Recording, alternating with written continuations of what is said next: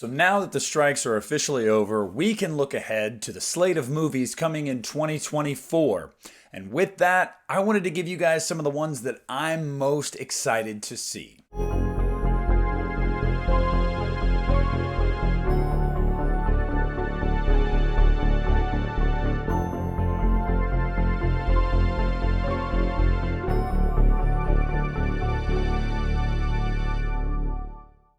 What's up, you guys? It's Nick at the Lost River Drive-In, and tonight I wanted to give you guys some of my most anticipated movies of 2024.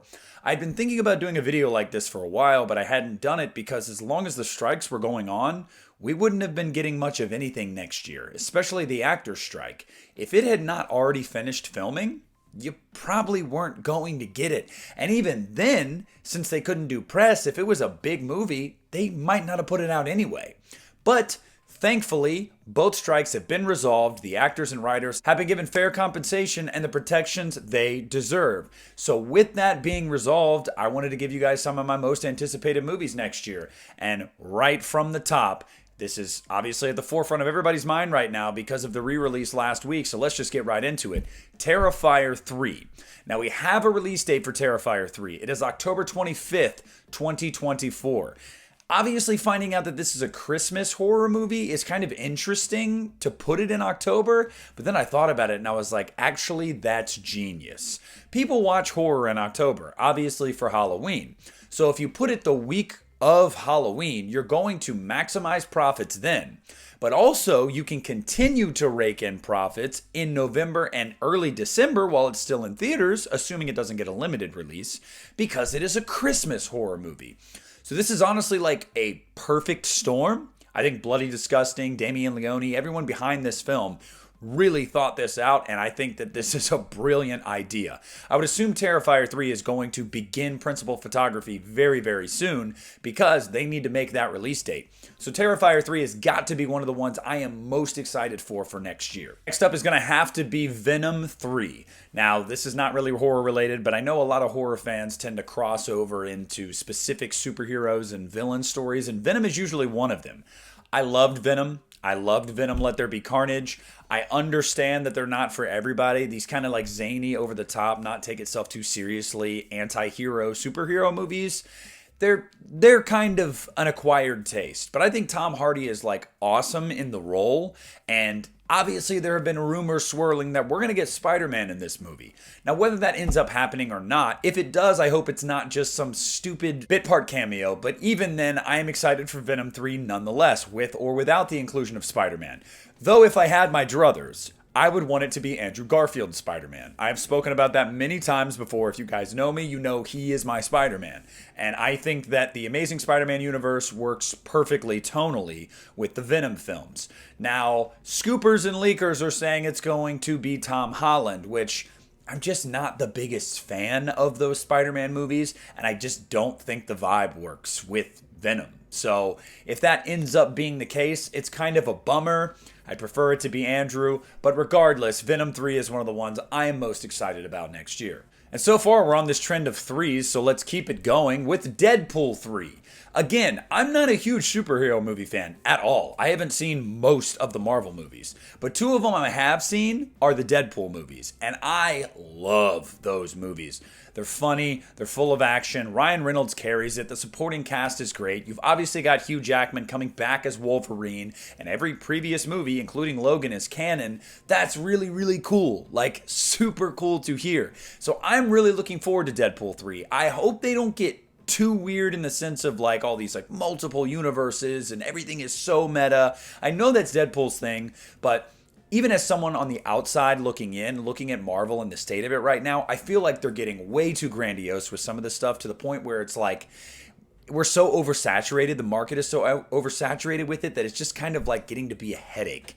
So I'm really, really hoping that Deadpool 3 does not fall victim to some of those same tropes. Next up is going to be Godzilla and Kong: The New Empire. Now you guys know I'm a huge MonsterVerse fan, like huge. I was in love with Godzilla 2014 because at the time I felt like that was the best American version of Godzilla we had seen. Now looking back on it, that is my least favorite in the MonsterVerse, but I still really like that movie. Godzilla King of the Monsters is the apex for me. Like, I absolutely adore that movie for so many reasons. Being somebody that has an affinity for Godzilla, like, I just feel like seeing those classic monsters on screen and brought to life so beautifully was just chef's kiss. I love that film. I loved Godzilla vs. Kong. I loved Kong Skull Island. I have no reason to believe that this movie is going to be anything but a banger. Adam Wingard is back to direct. It is a sequel to Godzilla vs. Kong, and I'm excited to see what new threats we get. I mean, there are so many things we could think of. Destroya, Gamera, who knows? But I'm really, really excited for Godzilla and Kong, The New Empire. Next up is going to be Joker Folie à Deux. Now, I've got to say, guys, you guys know how much I loved Joker. I saw that movie opening night, and it freaking blew me away. Recently, I've seen people go like, oh, Joker is just like so overrated. People think it is so much more substantive than it actually is. I think I tripped up on that word, but you know what I was saying? And I just don't get it. I really, really do not get the hate for Joker. I think the Joker is a great story. I think it is intentionally supposed to mimic a lot of the feel and look of Taxi Driver. And I think it is truly a great representation of what happens when a mentally ill person gets pushed to the edge. And I'm not saying it's right what the Joker did, but holy crap was that story grounded and incredible. Obviously, you bring in Lady Gaga now as Harley Quinn and you tell me it's going to be some like mentally deranged musical. And like, dude, you have my money. Like, I'm there. Like, I wish tickets were on sale right now because I'd go buy them. Joker Folie à Deux is going to be incredible. I cannot wait for this movie. Next up is going to be Fede Alvarez's Alien Romulus. Now, we don't know a ton about this movie yet, and I don't actually think that's a bad thing. It has wrapped filming. It is coming out next year, and I'm really, really excited for that. I think Fede Alvarez is a director that has not worked enough in the genre, even though what he's put out in the genre has been really good, especially Evil Dead 2013. Now, this is an Alien film, and I don't believe it's going to be continuing from Alien Covenant. I could be wrong, but I believe this is kind of like a reboot of sorts. I liked Alien Covenant, and I loved Prometheus. So while I'm bummed to not see that story continue, I'm just happy to see Alien back on the big screen with a director that I really like. And if it is a restart of sorts, so be it. Just so long as Alien is putting out quality content. Next up is going to be one that I'm actually cautious about. There's morbid curiosity, which is why it is on my, most anticipated of 2024, or some of my most anticipated. But I'm worried, and that's Beetlejuice 2. Look, you're bringing back Michael Keaton, you're bringing back Winona Ryder, and you're bringing in Jenna Ortega. So obviously I'm like, okay, cool. Catherine O'Hara is back. Cool. Like, all of that sounds really good to me. My issue is, with a lot of these sequels sometimes, did we miss the boat? Should this have been done earlier?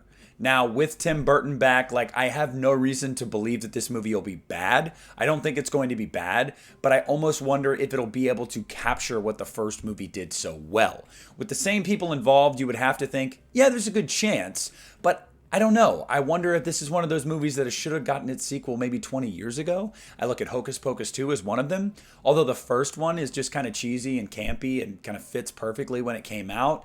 Sometimes you wait too long for a sequel and it just doesn't feel the same. But having said that, I'm cautiously optimistic, morbidly curious, and I'll be there to see Beetlejuice 2. Next up is one that really caught me by surprise. I saw a trailer not long ago when I was in theaters for a movie. I believe it was Talk to Me, and I think this trailer just really stood out. Like, I thought it was super interesting. It didn't show a lot, didn't explain anything, but visually and conceptually seemed really cool to me, and that is Night Swim.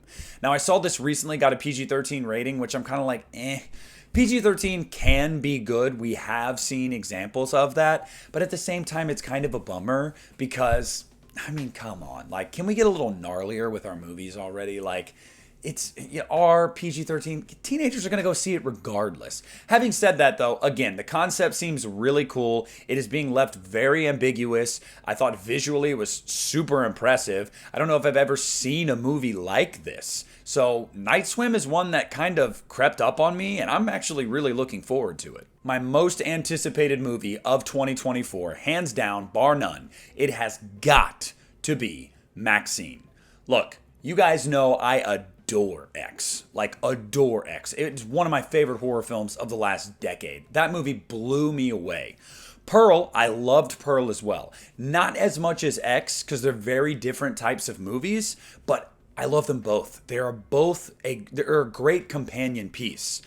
Ty West is now taking us into the mid 80s. Sex, drugs, rock and roll, and murder. And I'm here for it. Because if anybody can capture that look and that feel, it's going to be Ty West. He's already knocked it out of the park with the 70s and X. He did a bang up job in the 20s and Pearl. I have no reason to believe it's going to be anything but great. Maxine is easily my most anticipated movie of next year. I think Mia Goth was born for this role. And I am going to go out on a limb and say Maxine is going to easily be the most successful of all three. I think it'll get the widest release. And I think after people really caught on to Pearl and X, after they came out to streaming and, on home video, that people are really going to show up to see this movie. And I just think it's easier to market that 80s aesthetic. You're going to get more people involved and wanting to see it. So I am here for Maxine. I can't wait. I'm going to just scream and jump for joy when it's time to go see that movie. But those are some of my most anticipated movies of 2024. A year now that we do not have to look at like, oh God, is this going to be barren? No, because the strikes are over. So thank you, Jesus, whoever you thank. Thank you. Because I did not want to go back to like peak COVID times when they were just re-releasing old movies into theaters. Because, yeah, I get you want to put something out there, but like, come on, I want to see some new stuff. Like Stranger Things 5, that might be out by like 2030, and that has nothing to do with the strikes. But, I couldn't put that on this list. One, it's not a movie. Two, there's no way it's going to be out next year. But anyway, I'm done. I'll bite my tongue. I want to hear down below what you guys think of my picks for some of my most anticipated movies of next year. Are you anticipating the same ones? Are there ones that I missed that you are really looking forward to that I need to open my eyes to? Everything and anything down below in the comment section. Throw a like on this video. Slap that subscribe button. Thank you so much for watching. This is Nick at the Lost River Drive-In, and I am pulling out.